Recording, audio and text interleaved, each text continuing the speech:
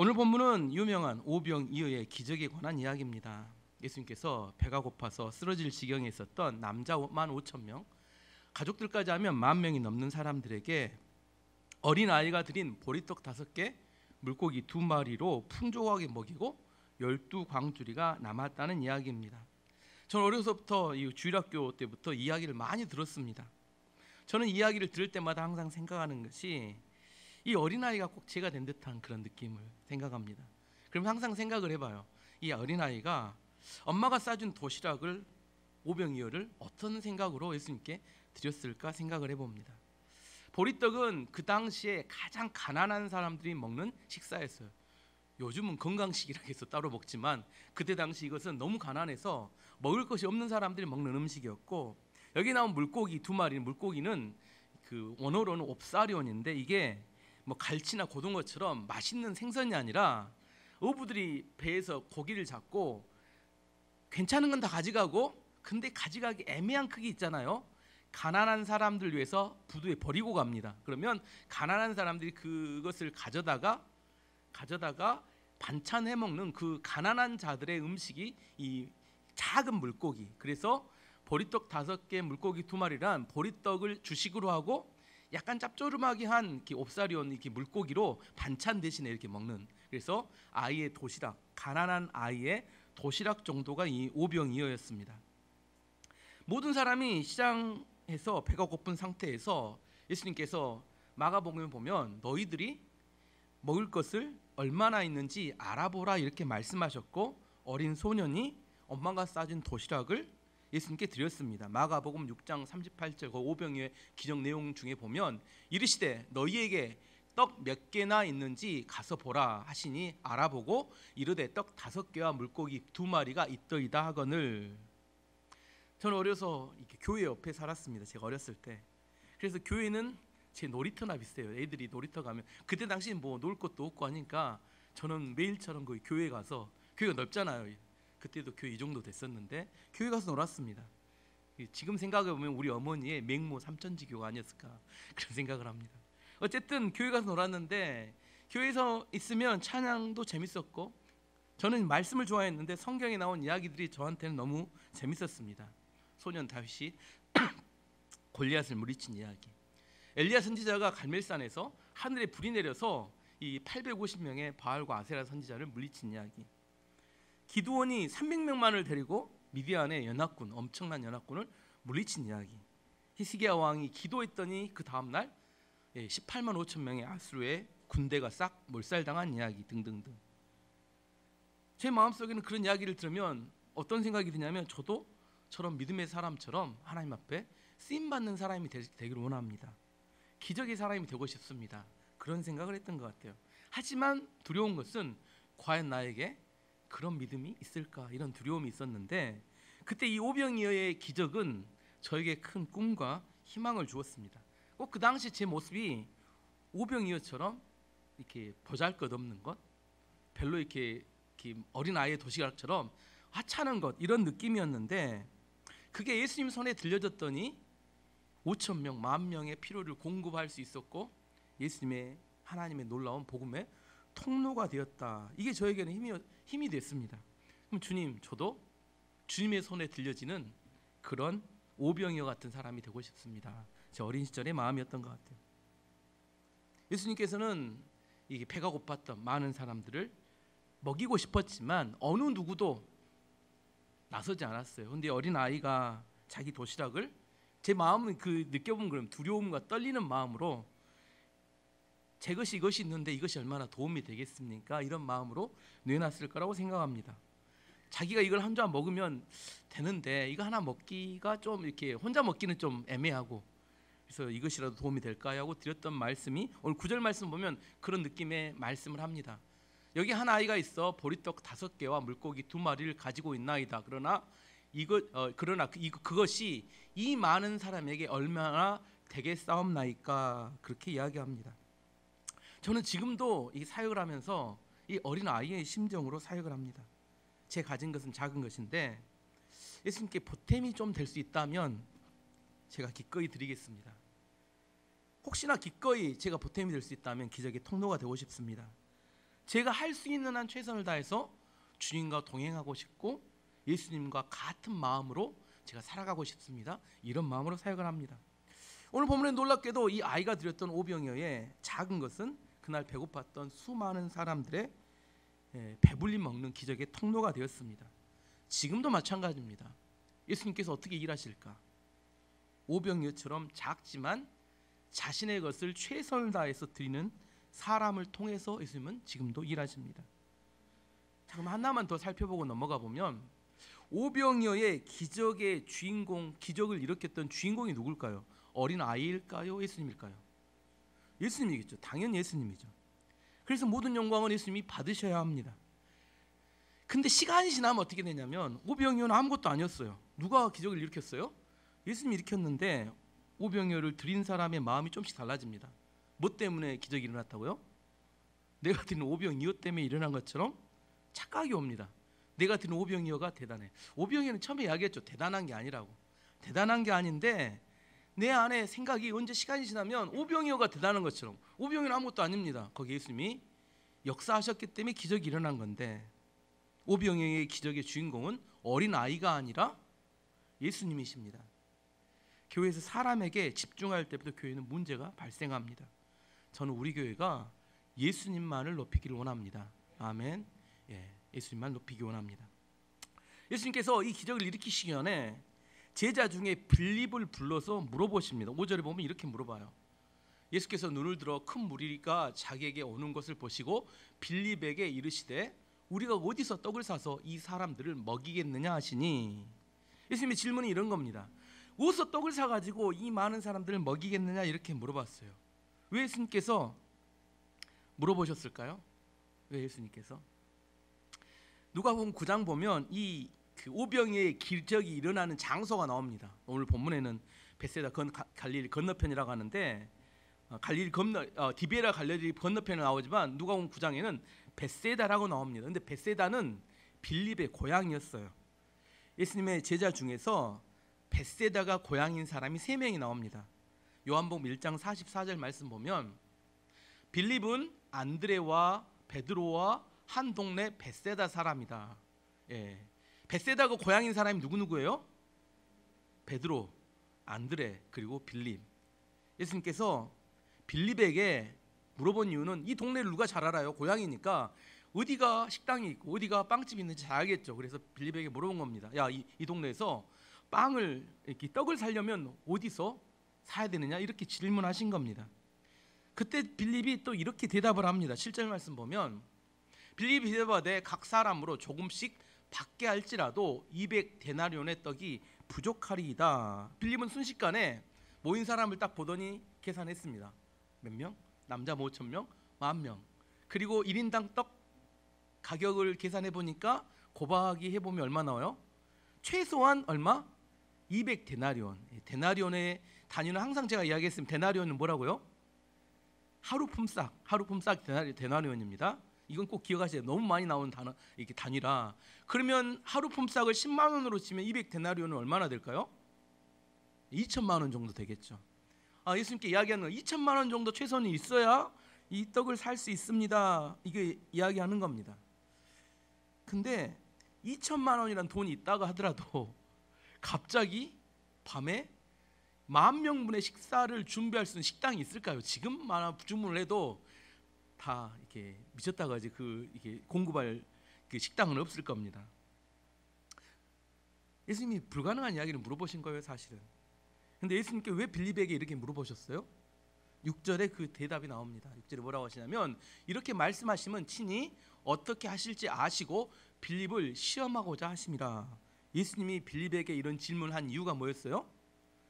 그의 믿음을 알아보려고 테스트하신 거였습니다. 예수님께서는 필요할 때 우리의 믿음이 얼마나 되는지 테스트하십니다. 믿음이 있는 척하는 건지 믿음이 진짜 있는 건지를 알아보게 테스트하세요. 혹시 예수님께서 테스트하시면 뭐라고 생각하면 돼요? 이상하게 여기지 마시고 예수님이 빌립에게 테스트하셨던 것처럼 우리 믿음을 테스트하시는구나 이렇게 생각하시면 됩니다. 빌립의 대답, 즉 최소 200데나리온의 떡으로 부족합니다. 이 대답은 너무나 이성적이고 너무나 합리적이고 너무나 논리적인 대답이었습니다. 이걸 뭐라고 해요? 정답이라고 합니다. 정답이에요. 근데 문제는 뭐냐면 해답이 되지는 못합니다. 정답이긴 한데 예수님이 생각하셨던 이 백성들에게 배고픈 것을 해결해 주고 싶다고 생각했던 그 문제를 해결할 수는 없어요. 빌립의 대답은 이런 거였습니다. No, 안 됩니다. 예수님, 도저히 먹일 수 없습니다. 이런 대답이었지만 예수님은 이 사람들을 먹이고 싶다는 말입니다. 정답을 말하지만 문제를 해결할 수 없는 답이 너무 많습니다. 그때 제자 중에 안드레가 예수님께서 여기 모인 백성들에게 이렇게 배불리 먹이기를 원하신다는 마음을 깨닫게 되고, 어린 아이가 가지고 있었던 도시락 5병이어의 도시락을 가지고 예수님께 와서 예수님, 이 어린 아이의 도시락 작은 것이라도 혹시 어떻습니까? 하고 물어보는 겁니다. 안드레가 뭘 한 거예요? 예수님의 마음을 읽었습니다. 예수님께서는 어떤 마음이라고요? 지금 이들을 먹이기를 원하신다는 거예요. 배고픈 사람들을. 그래서 예수님이 뜻이 그것이라면 내가 가지고 있는 것 중에 최선의 것을 가지고 예수님께 드린 겁니다. 예수님께서 우리에게 원하시는 건 뭘까요? 정답이 아닙니다. 예수님은 능력이 크시기 때문에 얼마든지 모든 걸 하실 수 있습니다. 예수님께서 원하시는 것은 우리가 예수님의 뜻을 깨닫고 우리가 할 수 있는 최선의 것을 드리는 것을 원하신다는 겁니다.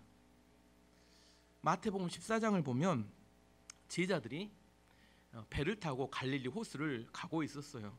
근데 갑자기 예수님께서 물 위를 걸어서 예수님께 오시는 겁니다. 베드로가 그걸 보고 나서 예수님께 이렇게 말합니다. 주님, 저에게 명령하셔서 물 위로 오라고 명령해 주십시오. 이렇게 요청합니다. 마태복음 14장 28절 29절 보면 베드로가 대답하여 이르되 주여, 만일 주님이시거든 나를 명하사 물 위로 오라 하소서 하니, 오라 하시니 베드로가 배에서 내려 물 위로 걸어서 예수께로 가되.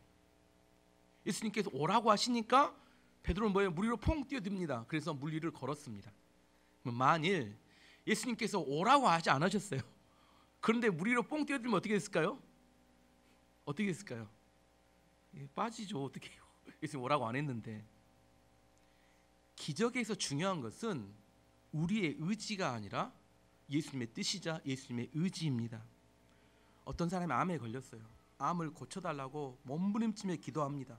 그래도 암이 고쳐지지 않습니다. 중요한 것은 예수님께서 치유하기를 원하신다는 마음이 있을 때, 예수님의 뜻에 대해서 우리가 믿음으로 순종할 때 기적이 일어나는 겁니다. 우리가 간절히 원한다고 기적이 일어나는 게 아닙니다. 예수님의 뜻에 우리의 믿음이 화합될 때 기적이 일어납니다. 기적에 있어서 가장 중요한 것은 예수님의 뜻입니다. 어느 시대든지 하나님께서는 우리를 구원하기 위해서 일하십니다. 아세요? 예수님은, 하나님 우리보다 더 열심히 일하세요. 예수님 하늘에서 놀고 계신다 이렇게 생각하면 잘못 생각하는 겁니다.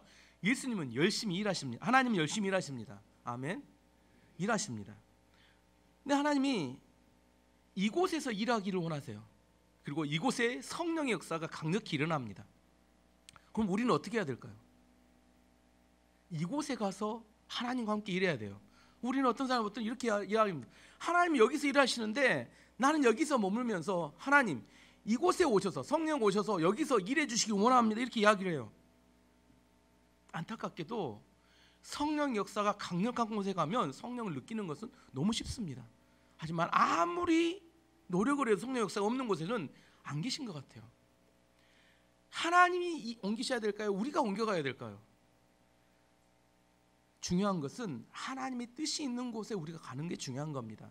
내가 있는 곳에 하나님 오라고 자꾸 불러봤자 하나님이 오시지 않아요. 지금 이 시대에도 하나님은 강력하게 일하십니다. 성령은 역사하세요. 그 하나님 일하시고 역사하신 그곳에 우리가 가야 합니다. 그게 하나님의 뜻입니다.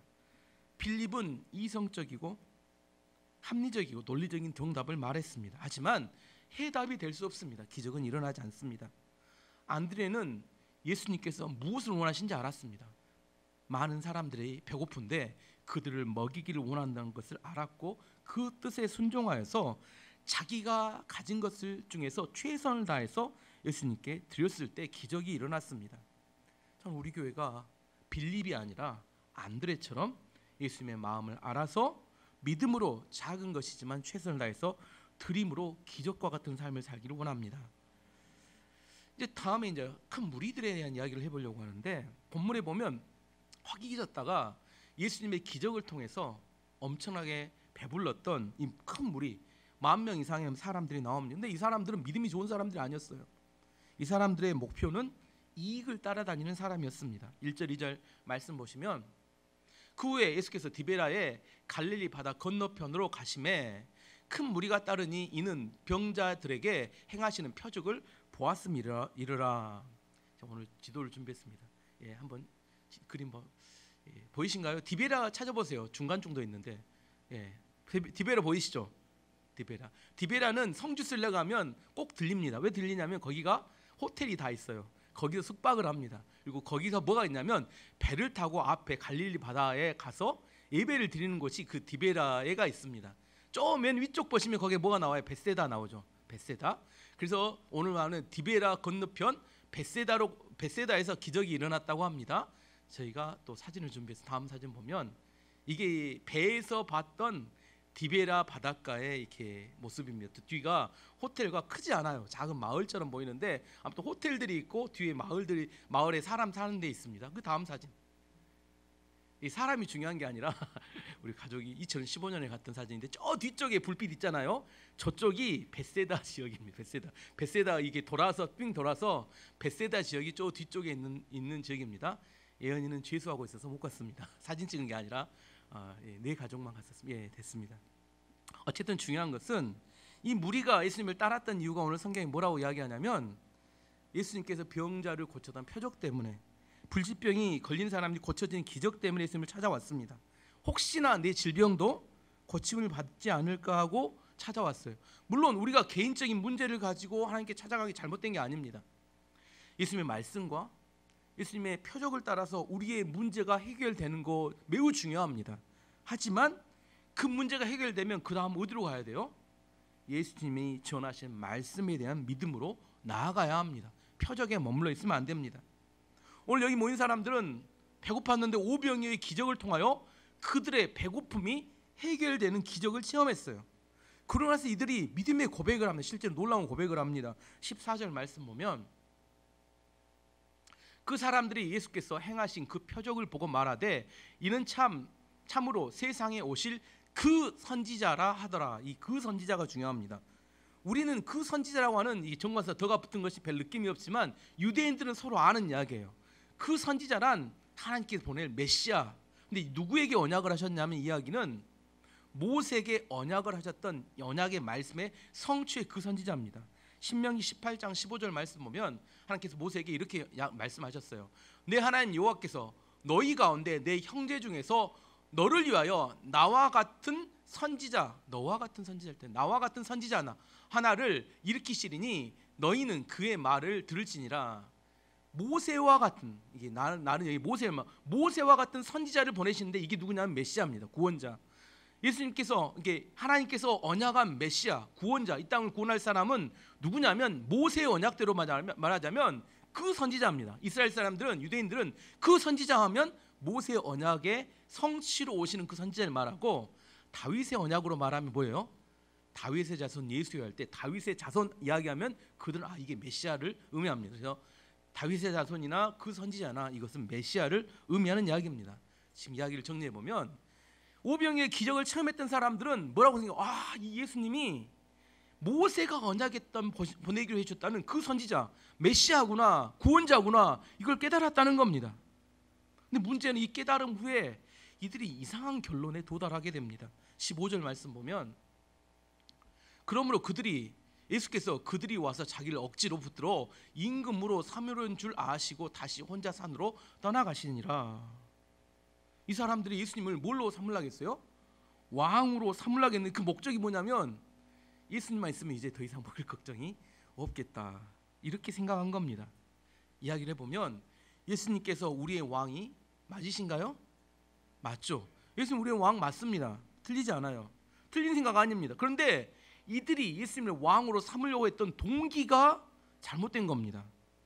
예수님을 자기들의 구원자, 자신들이 순종하고 따라야 될 그런 왕으로 인정하는 게 아니라 예수님은 자기들이 배고플 때 빵이나 공급한, 직책은 왕입니다. 이름으로 왕을 붙였지만 자기들이 배고플 때 빵이나 공급하면 빵공장 사장 정도, 이렇게 우리를 섬기라는 섬김이 정도로 생각하고 왕이라고, 왕으로 삼으면 참 좋겠다, 이렇게 생각한 겁니다. 우리도 그럴 수 있습니다. 표적을 통해서 우리가 예수님을 구원자라고 깨달을 수 있어요. 그러면 우리가 예수님을 왕으로 인정하고 예수님 말씀을 따라 순종하며 살아가야 됐다, 이렇게 생각하는 게 아니라 삶은 내 마음대로 살면서 뭐만 힘들고 어려운 문제만 생기면 예수님 문제 좀 해결해 주세요라고 생각하는 걸로 예수님을 존재를 자기 종이나 자기의 문제 해결자로 두어버린다면 이들과 전혀 다르지 않다는 겁니다. 이런 이야기입니다. 예수님, 내가 어려울 때 내 문제는 해결해 주시고 평소에는 뭐요? 내가 원하는 대로 살 테니까 참견하지 말고 좀 가만히 좀 계시면 좋겠습니다. 이게 오늘 무리의 특징이라는 겁니다. 이익을 따라서 움직이고 예수님을 왕으로 섬기기를 원하는 것은 자기 이익 때문에 하는 거지 진짜로 자기의 구원자, 내가 그의 말씀을 따라 섬기고 살아갈 대상으로 생각하지 않았다는 겁니다. 그래서 예수님이 이들의 의도를 알고 어떻게 하셨어요? 이들을 피하여서 산으로 떠나셨습니다. 예수님께서는 이들을 위해서 표적을 보여주시긴 하지만 그들과 함께 교제하며 살기는 원하지 않으신다는 겁니다. 예수님께서 진짜 우리의 주인과 왕이 되시기를 원합니다. 여러분이 예수님 말씀대로 순종하며 따라가는 예수님을 왕으로 삼아 그분을 따라갈 때 예수님과 교제가 되고 소통이 가능한 존재가 될 수 있습니다. 이 무리들은 아직 믿음이 어리고 연약할 수 있지만 이게 인간의 본성을 따라, 이 사람들이 예수님 모르는 게 아니다니까요. 뭘 알았어요? 메시아라는 사실을 깨달았음에도 불구하고 금세 자기들의 마음이 부패가 돼서 자기의 이익과 자기의 생각대로 살기를 원했다는 겁니다. 근데 예수님께서는 이 사람들이 뭘 알았어요? 마음을 너무나 잘 알고 계셨어요. 그래서 예수님께서는 이 사람들을 의지하지 않으셨습니다. 요한복음 2장 23, 24절 말씀 보면 6월절에 예수께서 예루살렘에 계시니 많은 사람들이 그의 행하시는 표적을 보고 그의 이름을 믿었으나 예수는 그의 몸을 그들에게 의탁하지 아니하셨으니 이는 친히 모든 사람을 아심이요. 예수께서는 사람의 마음의 중심에 무엇이 있는지 알고 계셨습니다. 겉으로는 왕으로 모시겠다 난리를 치지만 그들의 중심에는 탐욕과 욕심이 있는 걸 너무 아셨어요. 이게 사람입니다. 그런데 중요한 것은 이렇게 그 사람들의 마음을 알았음에도 불구하고 그들이 배고플 때 뭐 하기를 원하셨어요? 그들을 먹이기를 원하셨다는 겁니다. 그래서 여러분에게 권면합니다. 사람을 너무 의지하지 마시기 바랍니다. 사람 의지하면 반드시 상처받습니다. 우리가 의지할 분은 하나님뿐입니다. 사람은 사랑할 대상이지 의지할 대상이 아닙니다. 예수님은 우리의 본심을 아셨음에도 불구하고 그들을 불쌍히 여겨서 그들의 배고픔을 해결해 주셨습니다. 몰라서 그렇게 하신 게 아니라는 겁니다. 너무나 잘 아셨지만 사랑하셨다니까요. 그들의 의도를 아셨지만 그래서 그들의 배고픔을 해결해 주셨습니다. 여기서 한 가지 중요한 감사할 내용이 뭐냐면 예수님께서는 우리의 영적인 문제에만 관심이 있는 게 아니라 죄의 문제만, 우리의 육적인 필요에도 관심이 많으시다는 겁니다. 요한복음 5장에는 38년 된 병자의 질병을 고치셨습니다. 요한복음 6장에는 배고파서 힘들어하는 이들의 배고픔을 채워주셨습니다. 영적인 죄의 문제뿐만 아니라 우리의 육체적인 결핍에 대해서도 예수님은 관심이 많으십니다. 우리의 질병의 문제, 우리의 경제적인 어려움, 우리의 자녀의 문제, 우리 개인적인 문제들에 관심이 많습니다. 어떻게 해야 될까요? 이 문제를 가지고 예수님께 나아가서 기도해야 합니다. 예수님께서 원하시면 놀라운 기적이 일어날 겁니다.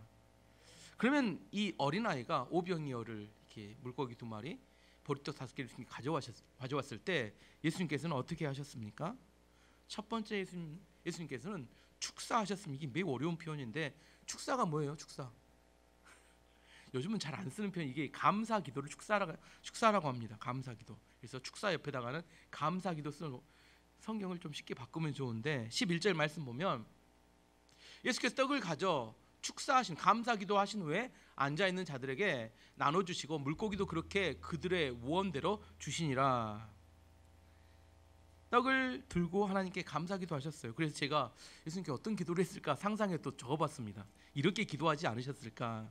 하나님 아버지, 여기 많이 모여있는 사람들이 말씀을 듣게 하신 것을 감사합니다. 또한 어린아이가 자기 도시락을 많은 사람들을 위해서 드릴 믿음과 헌신할 마음을 주시며 감사합니다. 하지만 하나님 아버지, 여기 모인 사람들이 식사를 못해서 허기가 져 있습니다. 이 작은 떡과 물고기를 통해 모든 사람들을 먹도록 허락하실 아버지께 감사드립니다. 아직 오병이의 기적은 일어나지 않았습니다. 근데 못을 박으셨어요. 예수님 뭐라고요? 허락하실 주님께 감사드립니다. 감사기도를 먼저 빼도 박도 못하게 하나님 주실 걸 믿습니다 하고 미리 감사를 해버렸어요. 기적이 일어나서 감사한 게 아니라 감사기도를 먼저 하신 겁니다. 그러고 난 다음에 이 떡을 떼주기 시작합니다. 이 마르지 않는 샘물처럼 떡을 딱 떼면 어떻게 해요? 다시 복원이 되네. 떡을 떼면 복원이 돼요. 떡을 떼면 복원이 되고 물고기를 떼면 또 복원이 되고 물고기를 떼면 복원이 되고 이렇게 계속해서 1만 명이 충분히 먹을 만큼의 물고기와 이게 음식이 되었습니다. 이게 성경에 말한 충만이란 개념입니다. 항상 이야기하죠. 컵에 물이 있으면 어떻게 하라고요? 물을 흔들어서 물을 튀겨주면 내 물이 어떻게 돼요? 점점 줄어들어요. 이건 충만이 아닙니다. 어떻게 해야 돼요? 주전자를 가져다가 물을 부어야 돼요. 촤촤촤촤 넘쳐가지고 물이 쭉 흘러가면서, 그래야 마르지 않는 샘물처럼 모든 사람이 다 먹고도 내 컵에 어떻게 돼? 물이 가득 차 있어야 저도 만족할 수 있는 거잖아요.